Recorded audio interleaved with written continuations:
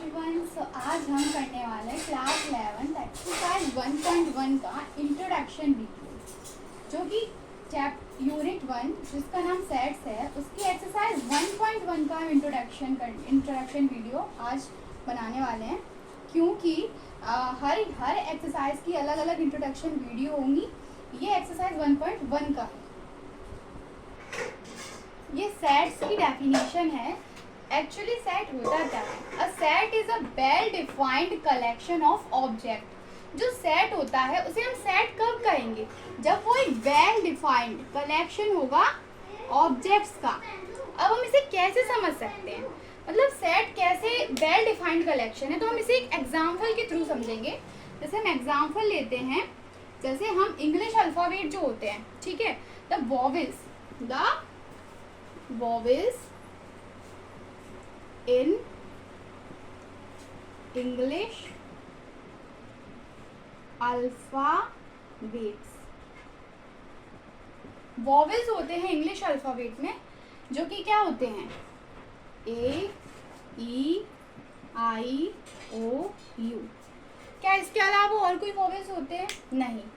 तो ये एक वेल डिफाइंड कलेक्शन है, मतलब हम ये हैं ना इससे ज़्यादा वॉवेल्स हो सकते हैं, ना इसके अलावा कोई वॉवेल्स होते हैं। तो ये एक वेल डिफाइंड कलेक्शन है ऑब्जेक्ट का, जो कि फिक्स होते हैं। जैसे कि एक और एग्जांपल ले लें, द वीक,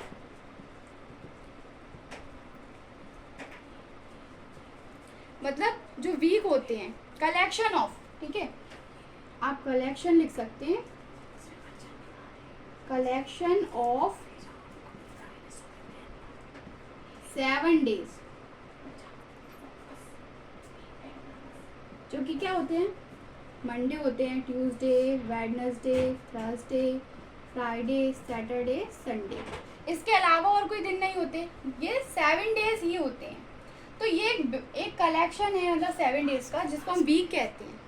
तो ये एक वेल डिफाइंड कलेक्शन है ऑब्जेक्ट का। तो इसे हम क्या कहेंगे कि हाँ ये सेट है। सेट क्या होता है? जो वेल डिफाइंड कलेक्शन है। तो देखो, ये कलेक्शन था जो 7 डेज का, मतलब वीक का कलेक्शन था, वो क्या था? वो तो था सेट। तो ये तो हम कह सकते हैं कि ये क्या था? एक सेट था, ये भी सेट था, ठीक है। अब बात करते हैं इसकी, the collection of rivers of India. Collection किसका? River of India. अब देखो, कोई कलेक्शन किसी को देंगे तो कोई कहेगा गंगा, यमुना, सरस्वती। हमारे इंडिया में कोई ऐसा तो है नहीं कि हाँ इतनी ही रिवर्स हैं कलेक्शन। तो रिवर का कलेक्शन किसी से कहेंगे, किसी का कुछ अलग चॉइस होगी, तो वो क्या है? वो वेल डिफाइंड नहीं है। तो ये क्या होगा? ये सेट नहीं होगा। सो इस तरह से आप समझ सकते हैं कि जो मतलब डेफिनेट होता है, ये डेफिनेट है, डिफाइन है, ये अनडिफाइन है। हमें इसका मतलब एग्जैक्टली आंसर नहीं पता, तो हम इसे सेट्स नहीं कह सकते।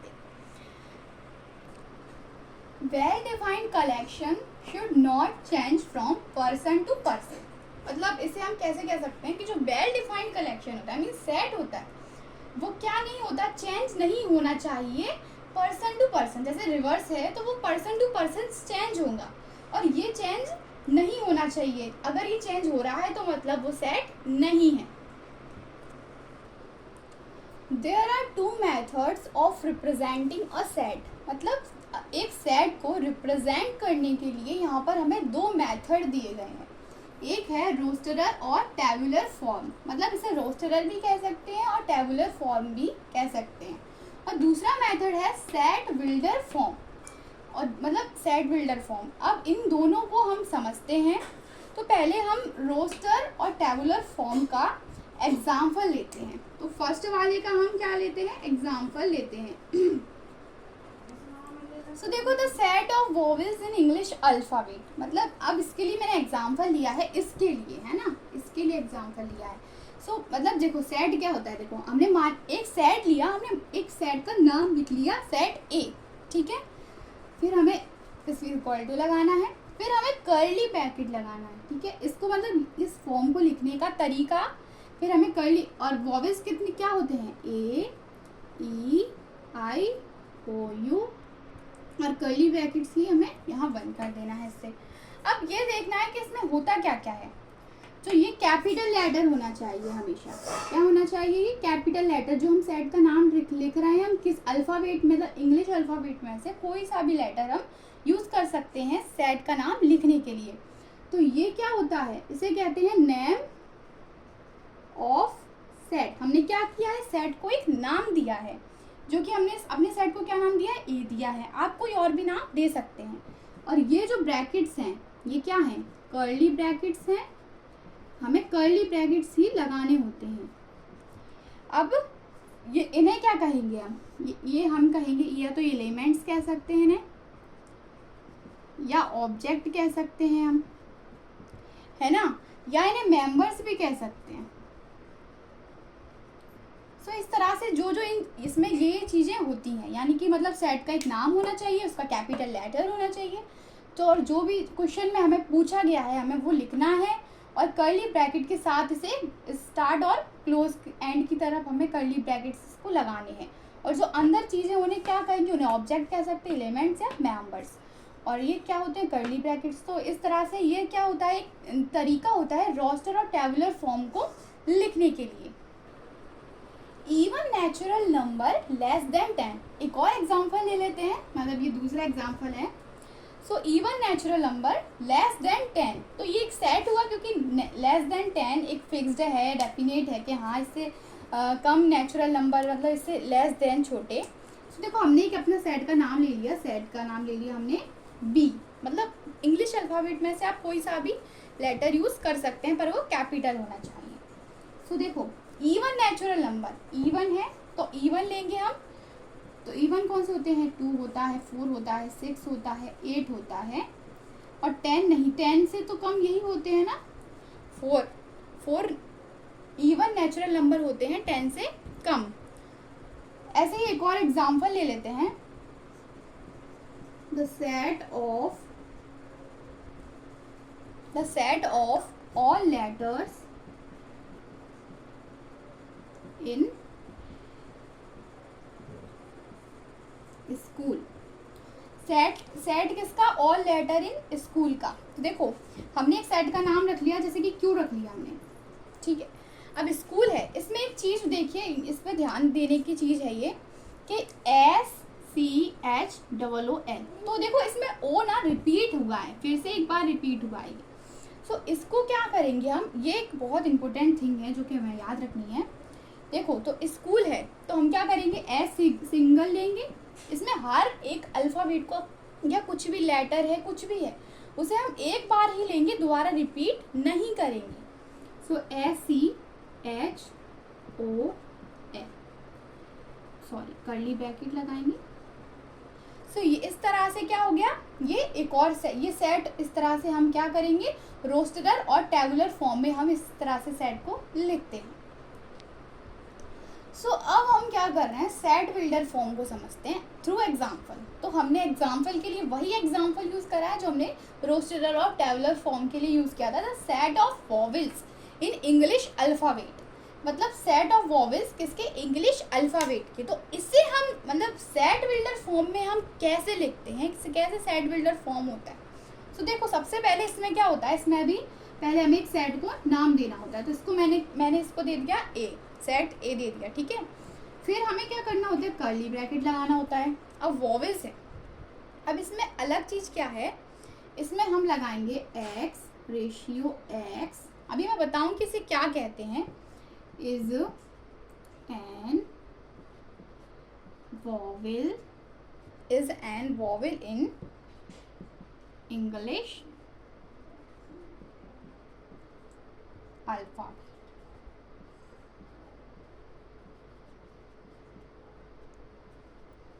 इस तरह से हम इसे कर्ली ब्रैकेट से ही बंद करते हैं। अब बताती हूँ ये क्या है।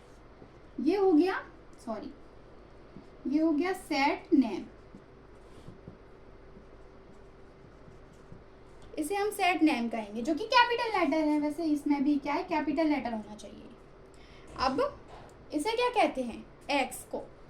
तो इसे एक्स, पहले एक्स को क्या कहते था? एक्स द सेट ऑफ, हाँ द सेट ऑफ एक्स, ठीक है।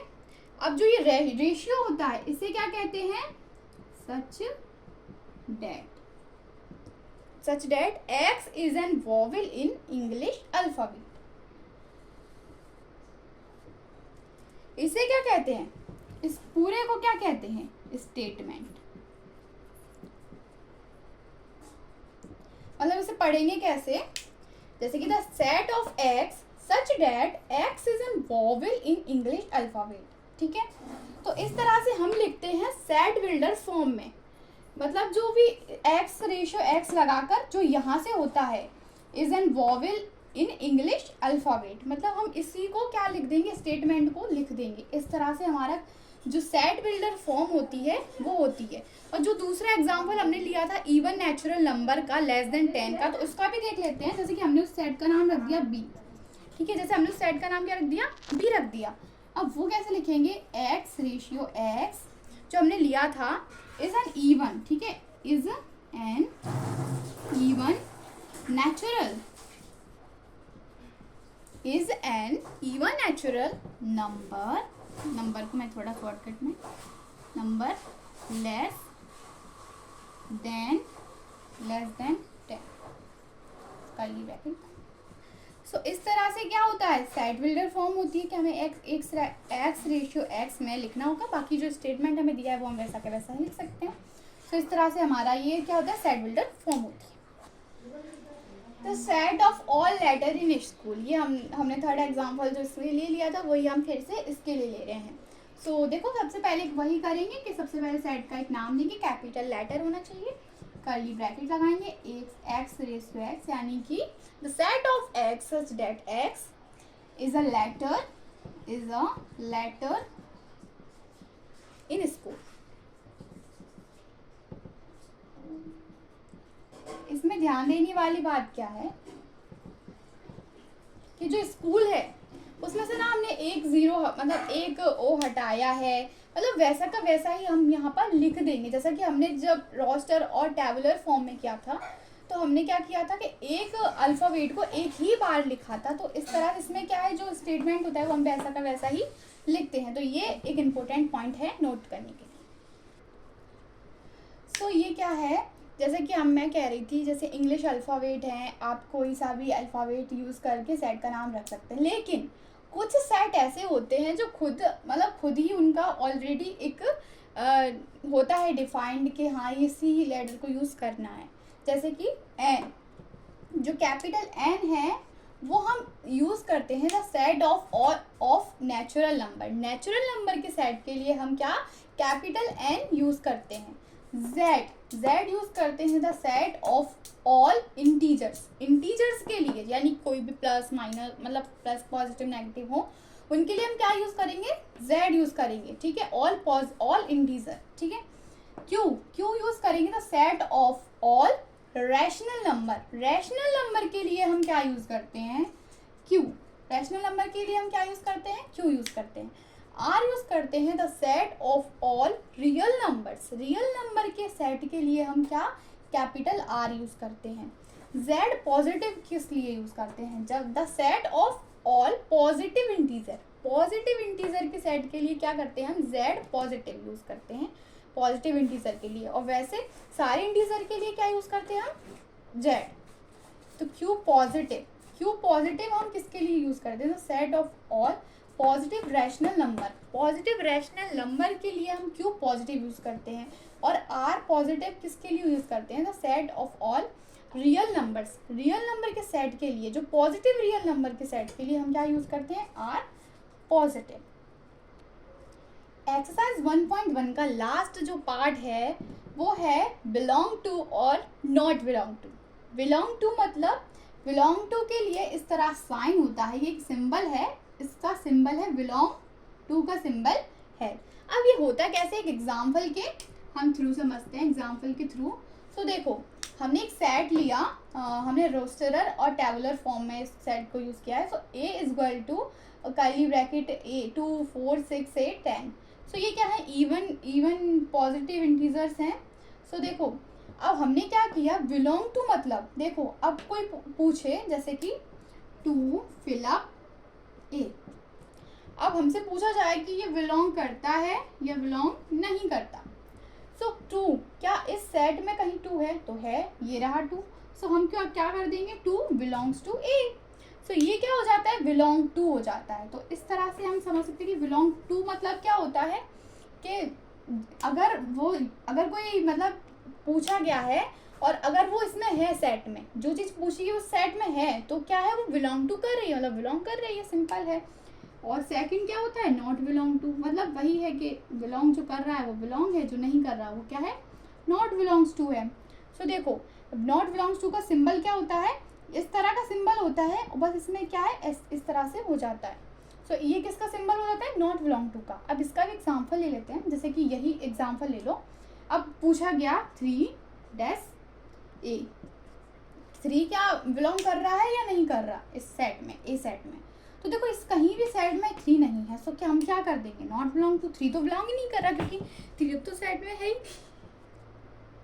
5 नॉट बिलोंग टू ए। देखो अगर 5 पूछा है और फिलअप दिया है 5 नॉट बिलोंग टू ए, मतलब इसमें देखो 5 नहीं दिया तो 5 नहीं है बिलोंग। तो इस तरह से एक सिंपल सा ही टॉपिक है। सो यहाँ से एक्सरसाइज 1.1 के सारे टॉपिक्स क्लियर होते हैं। सो अब हम आगे एक्सरसाइज 1.1 के पूरे क्वेश्चन सॉल्व करेंगे। So you know that is only के एक्सरसाइज 1.1 का हमने इंट्रोडक्शन वीडियो किया है। सो अगले वीडियो में हम इसके क्वेश्चन सॉल्व करेंगे। सो बस इतना ही है इस वीडियो में। Thank you so much for watching this video.